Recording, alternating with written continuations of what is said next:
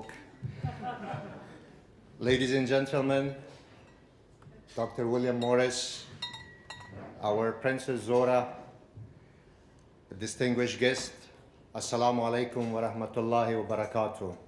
Peace be upon all of you. If I have to describe what journalists are to my tribes in one sentence, it would be, ordinary people are afraid of dictators, but dictators are afraid of journalists. I once had a lawsuit to deal with, a litigation, and I was at my lawyer's office, and my eye struck on the wall, and it was written, "The world would have been a better place if it wasn't for the lawyers." But I'm not going to say the same word, and I'm going to say this with determination that a world would have been a messy place if it wasn't for the journalists.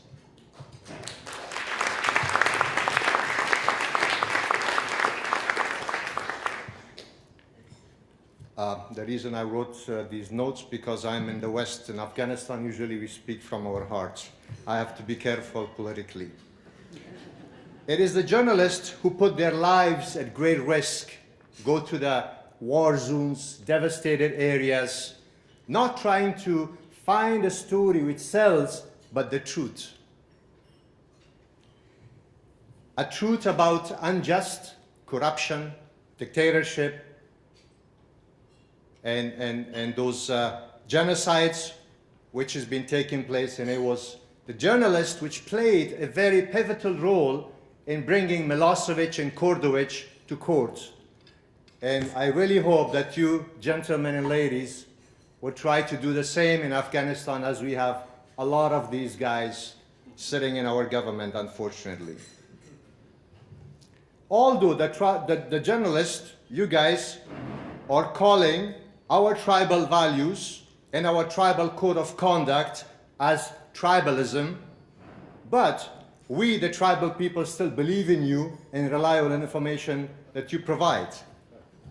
Back in the 80s, you believe it or not, in the 90s, it was you, the journalist, who were providing the news and running the Afghan currency market. When there was a war, the currency, Afghan currency, will go down. When there was peace, the currency will go up. So you guys are powerful.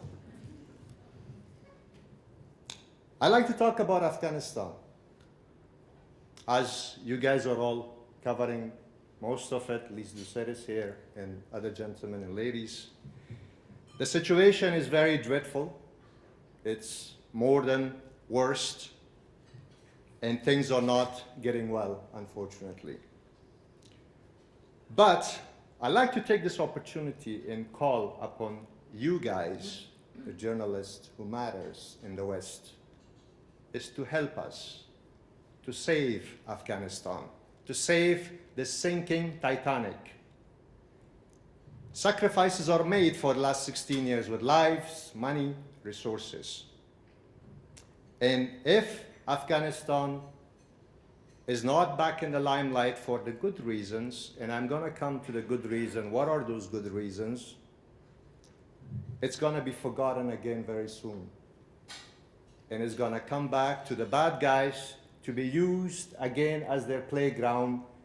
And what we see in London, the devastation which is taking place in Manchester and London, and all these attacks in Paris and Belgium, it will help to flourish these, as we have seen it back in 9/11 and so forth.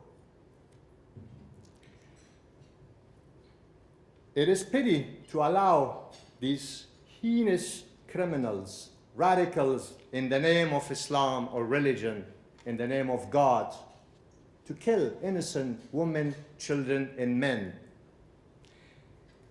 Believe it or not, I speak for a large number of people. In my constituency, we have 2.5 million people. We, the tribes, are extremely fed up with this war.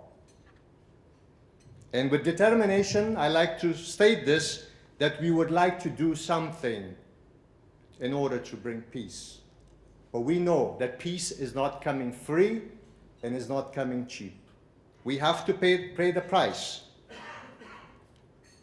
and we are ready to pay the price in order to bring peace and stability to Afghanistan. But we, the tribes, the communities, with determination, we cannot make this happen because the Macy's in London and Washington need to be understanding the values of the Afghan tribes. And I hate to say that, although we had conqueror in Afghanistan, but the only one wise conqueror of the world who understood the Afghan tribal ancient system and roots was Alexander the Great. For 3 years, he had a campaign in Bactria. We defeated him, we fought him, and the history is there that when he met and married the daughter of a very strong tribal leader, Roxana, we sided with him, and we conquered India for him. The Brits came to Afghanistan. They were trying to, you guys were trying to teach us how to eat with forks and knives, so we said, we like to eat it with our hands, so we had problems. And the Russian came with a stamp of communism, equality, and we said, well, we have 5 fingers and each of them is not equal to each other, so everybody, some guy is a tribal leader, some guy is a mason, some guy is a farmer, we cannot be equal, so we had to fight. And now is the chance for us to survive. Let me tell you, ladies and gentlemen, Afghanistan is blessed with minerals, lithium, palladium, sapphire, and 100, maybe 1,000, some kind of other minerals which are semi-precious and precious stones. Afghanistan can be sustainable in, let's say, 10 to 15 years if you have a just government and international community really put their hearts and minds to help us. We have trillions of dollars worth of minerals in Afghanistan. So this is something that we can stand up and we can be a country in the region and a good partner. Although our neighbors cannot be, unfortunately, good partners because they all always invaded us. So we would like to have 4 friends and partners.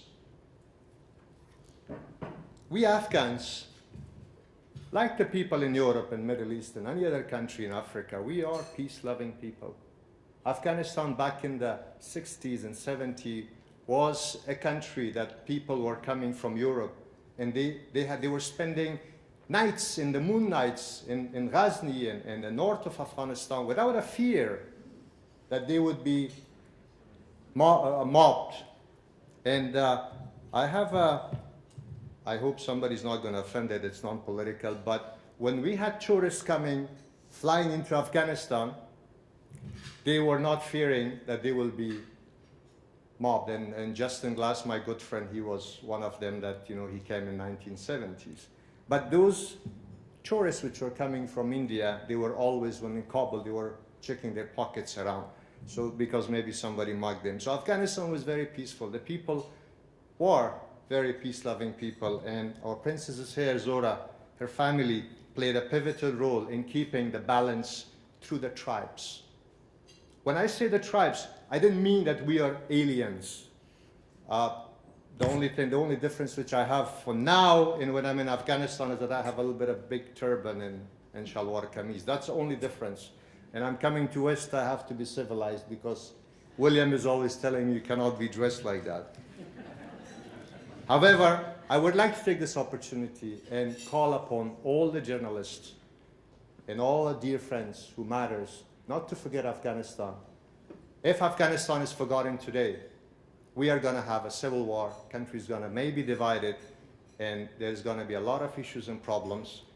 And we are now at a process that we need to continue the process. You call it democracy or a government or whatever system institutions we have, they have to continue. Tribalism, yes, it's not good, but we have code of conduct. We have the respect for our communities. We have the respect for others. We know how to live side by side. We know how to appreciate and respect the government. We know how to strengthen our government. We, not necessarily, would like to go and topple regimes. We don't believe in that, unless the regime is not functioning to the needs and requirements of the people. And I sincerely and dearly request